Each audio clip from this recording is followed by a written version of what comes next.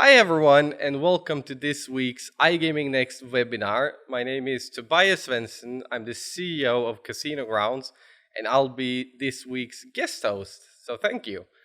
With us today, we have James Marshall and Kaj Verma from Push Gaming. Welcome, guys. Hey. Hey, Tobias. Hi. Maybe you can give a brief intro? Sure. I'm James Marshall, CEO, co-founder of Push Gaming.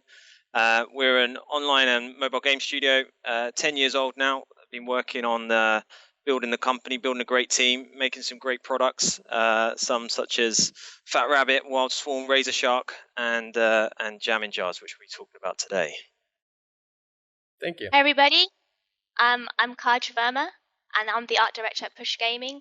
I've been here for 6 years now, creating some awesome animation and artwork for some of my most popular games. And I work part of a really cool team here at Push. Thank you, guys, and welcome. So, as James briefly touched upon, today's topic is focusing on Jammin Jars, and maybe more importantly, the sequel of Jammin Jars that is coming early June this year. So, I think it's fair to say that most people in the gaming industry at this point know about Jammin Jars. It was a very unique game when it was launched, and it's also one of the top performers across and super interesting mechanic.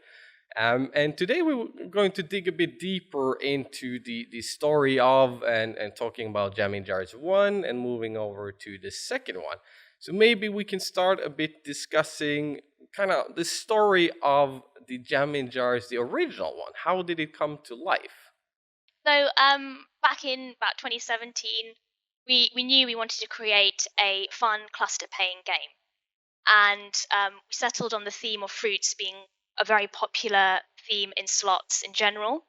Jam jars was connected to fruits because obviously fruits make juice, but they can also make jam. And we felt that wasn't something, well, not something I've seen before with the use of jam jars. So we were confident that was a good theme to start with. In terms of developing the style, I was heavily influenced a lot by mobile match 3 games, and I was very interested in understanding why these games were so appealing and so engaging. So I drew a lot of inspiration from that. There was one game in particular I was playing called Disco Bees, and it was a really funky game, combining two themes that you wouldn't necessarily put together, bees and a disco. So from that, I experimented with putting a disco theme with fruits and jars, and it happened to work really well. The team really liked it, they really bought into it, and it felt very fresh and unique as well. And that's how the theme came together and the story. All right, thank you. That's I have to check out that game when I get home. No, but I from as a player, I think the game was very unique when it came, and I mean the result speaks for itself. But maybe you guys can elaborate a bit. Kind of, what do you think is the reason for the big success of this game? Is there anything, some learnings you guys managed to get from it, and some thoughts around that? Sure. Yeah, I think as a gameplay, so with a lot of match 3 games, there was a few match 3 games coming out at the time, and definitely sort of reactor games had been out before as well in gambling games, but ultimately there wasn't many that a lot of the way that cluster pays games were kind of designed was to try and replicate too much what happens on a mobile game, and usually included a lot of different features. That's actually originally Jammin Jars. We designed it as it was going to have lots of different features, lots of different things were going to happen. We simplified that quite a bit, and then to give the player a lot more focus and a lot clearer thing to look out for. And I think just the simple sort of game mechanic and just the anticipation, the excitement that it can create with those sticky wilds as they move around. I think that was a real key sort of differentiator from other type cluster pays games that may have came out at the time, but also just generally slot games. Also around the sort of volatility of it as well. It's it's a very volatile game. It's got huge potential, and I think it just came out at a time that was very good. The timing of it was good, and I just think that sort of gameplay, just created a lot of excitement, and especially with the community as well. And it's just simple but high volatility, and I think that helped it a lot. Yeah, I can again speak as a player and kind of a representative of the community. I can say one of the things that really stuck out for me was the simplicity, as you mentioned, that you very quickly understand what you're looking for, but yet you have this excitement of it's a big board, a lot of slots there, and you kind of need to work a bit with your brain to see, will this hit, when it keeps falling down. And in the simplicity, yet keeping your mind a bit alert and always looking for those strawberries falling in the right place. I think it's a very, very nice combination. And I also think you guys timed very well this high volatile trend. This was in the early stages of this trend, and it fit very nicely into that kind of increased popularity. So I think that the timing was great. And one thing I wanted to mention a bit, because Casino Grounds and Push Gaming has been working together for quite some years now, and I think the Jammin Jar launch promotion we did was a very fun one. We filled the jar with these colorful candies and had a guessing competition.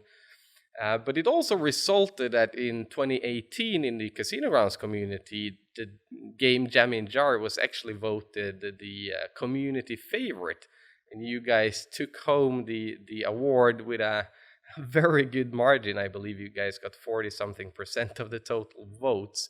So it was very well received within our community and among our streamers, which is super cool to see.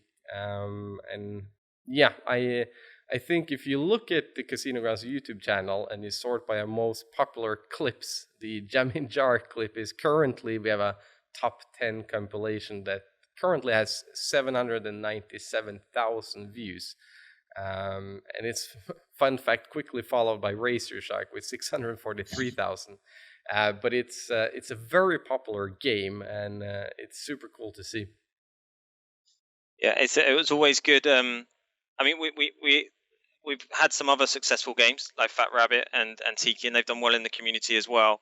But I think that with Jammin, the sort of commentary behind it, like when you see, like you say, that players looking out for that, and especially on the streams and on the videos, I think like it's just very well suited for that sort of thing as well, and that's awesome to see, because if it works as a game that people are happy to watch, like just imagine if if you're playing that game, you've got a stake on that game, the excitement around that is a really good level. So that's we're super pleased that the community bought into that, and they understood the game pretty quickly, and all the excitement and sort of anticipation that we tried to create around the game.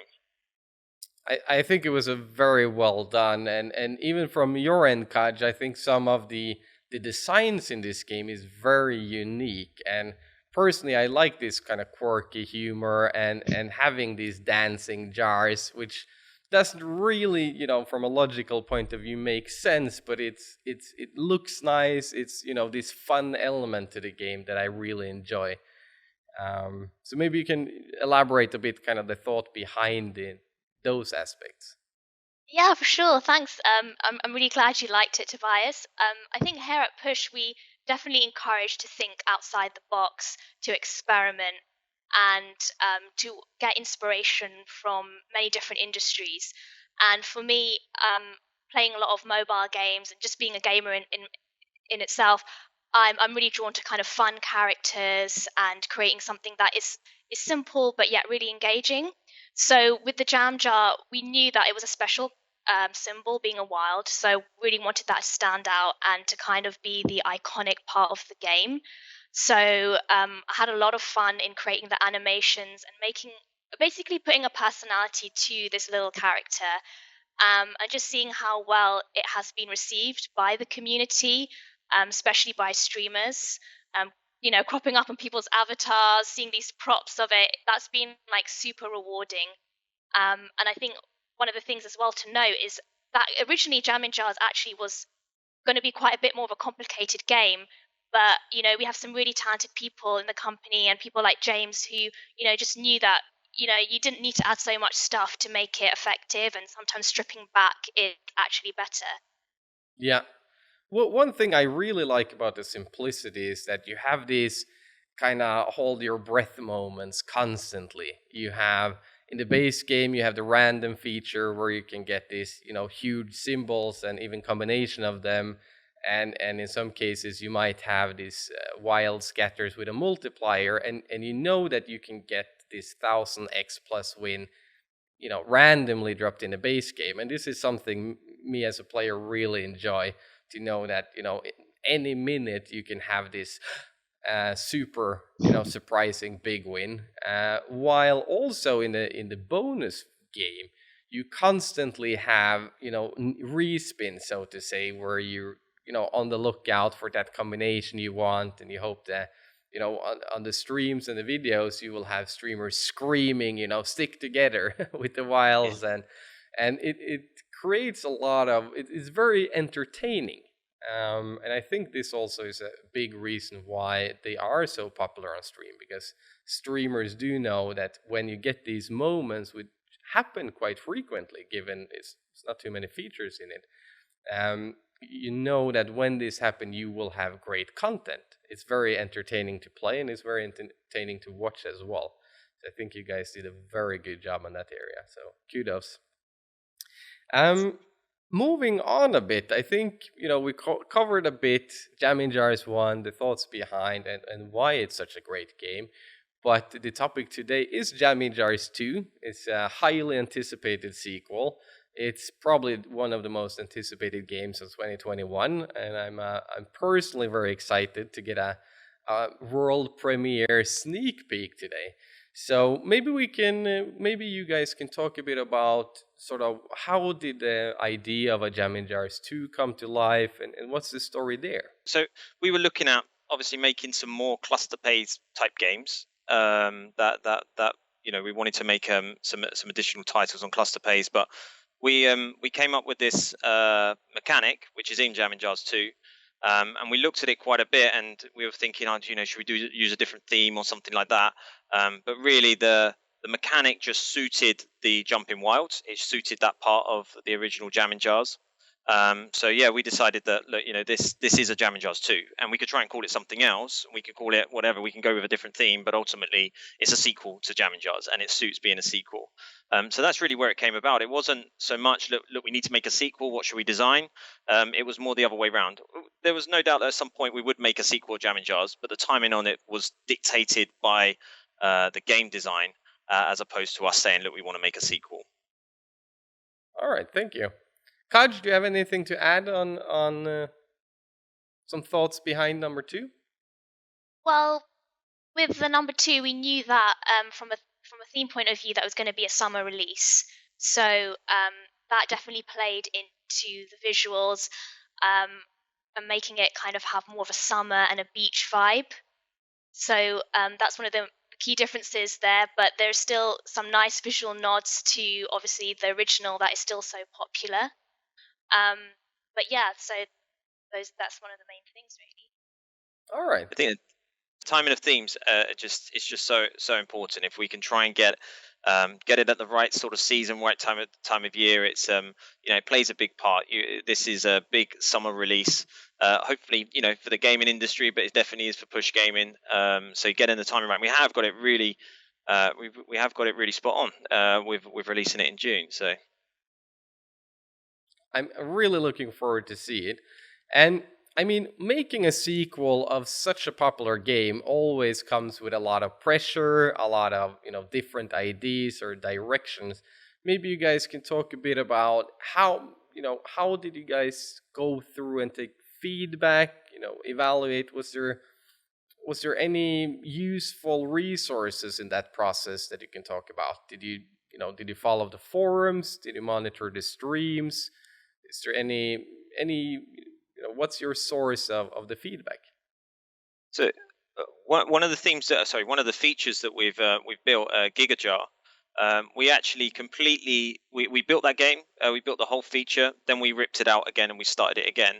And one of the reasons is that there's a key part of Jammin Jars that we wanted to keep. And we had to keep it in that feature. So we ended up having it where it was a bit disjointed. And we're looking at, thinking about the community and thinking about like watching. Definitely, we watch comments like why people enjoying watching this particular game. It's it's likely translate that they enjoy playing it as well. So we look at that, and we look at like what made Jammin Jars, the original one, so popular, and what was it about it that people were getting so sort of hyped about. So we could kind of see that, and that was kind of dictated a little bit around that end feature, the GigaJar feature. So that's why we decided to change the way that we were going and actually move it back to being more of a Jammin Jars type feature. So that's what we ended up doing. Super interesting. So far we know that there is a summer themed game. We've now heard a sneak peek regarding the Giga Jars, which I'm super excited to see. I've actually haven't seen the game at all, and I believe this is the world premiere of showing, the game in action. So I'm super excited to have a look. But before we watch the trailer, so to say, could you maybe summarize what you consider the absolute key differences between Jammin Jars 1 and the number 2? It's got a more interesting reel spin or reel drop. So it's a lot more interesting. And there's just, the key difference is just what you're looking out for. So it's not a standard kind of, it has a standard pay table, but it's got something on top of that as well. So I think that's the key difference. We'll see it in a second as well, that the main kind of symbols that we've introduced. Cool. Maybe we should have a look at the video. Can we get it on the screen?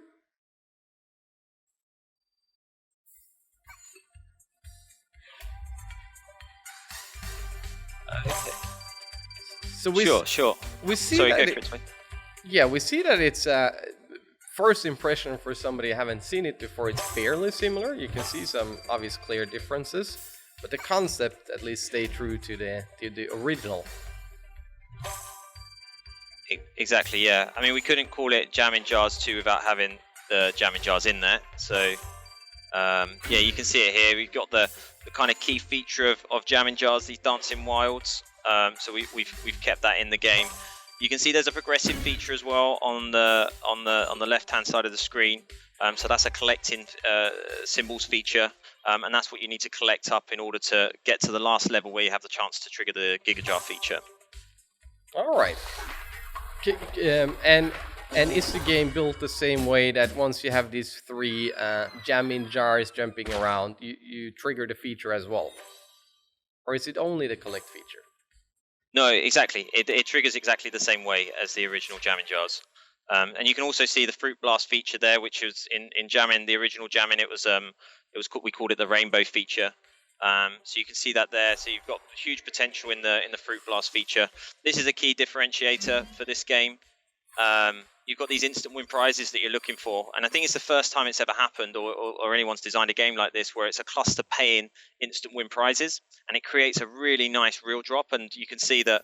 So you're not just looking out for a standard pay table. We've always had in our games like a super high paying symbol. In this one, it's the pomegranate. In Jammin 1, it was the strawberry. But in this game, you've also got these instant win prizes that you're looking to match up. So you're looking to match 5 instant win prizes, and you can see it there. You can get instant win prizes on top of multipliers, and the jars can come together to create instant win prizes on top of multipliers on top of multipliers. So same kind of concept as the original Jammin Jars, but much greater potential. And then you've got a coin win of up to 1000x with multipliers on top of that.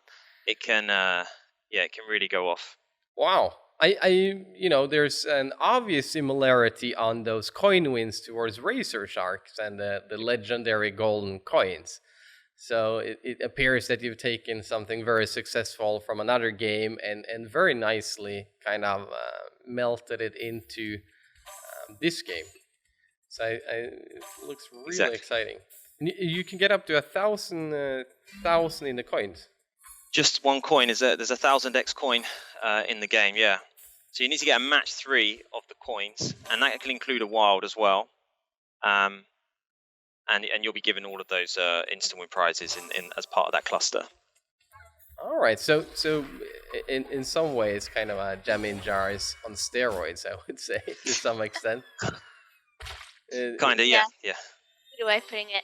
I think also like with these clusters, like even though we've introduced this into the game, it was actually quite challenging, Tobias, like to get these into the game, to get them to read and to get them to be timed correctly from an an animation point of view as well. So we're really hoping that players would really enjoy it as well. Yeah. I think that's an underestimated aspect of a lot of games. The timings and even the sounds and all of these animations, it does make a big difference.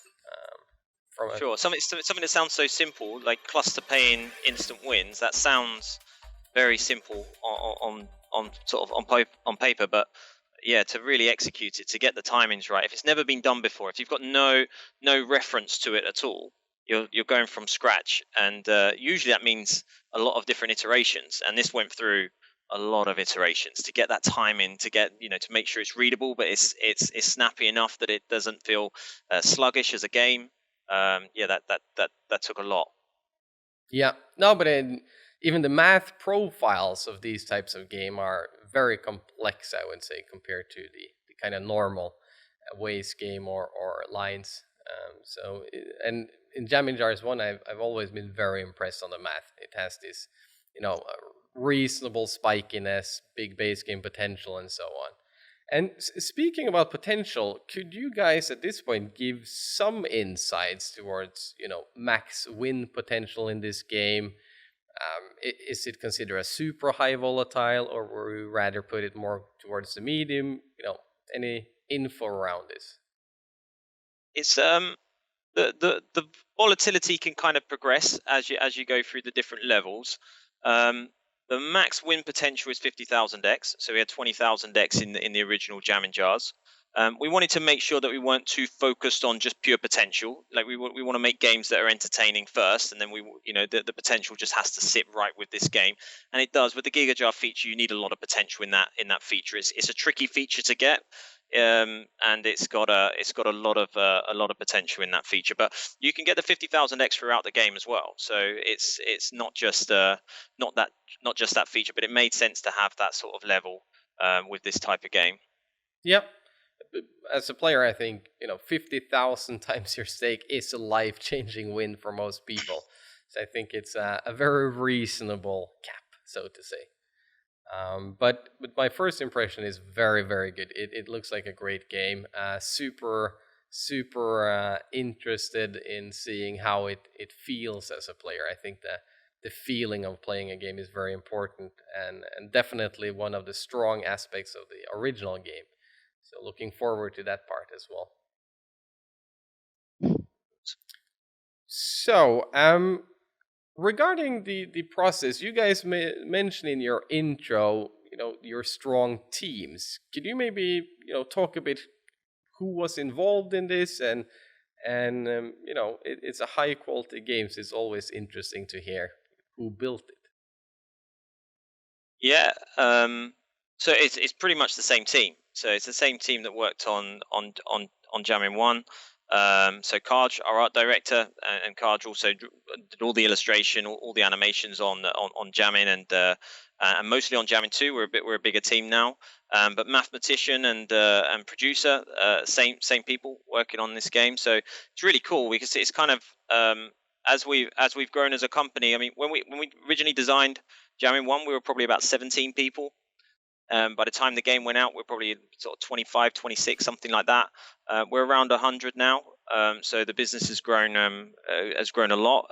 But trying to keep that same focus on building really good quality games. There's obviously certain things we have to change as a company, but the standard of games and levels of games have to remain the same, or we keep having to raise the bar.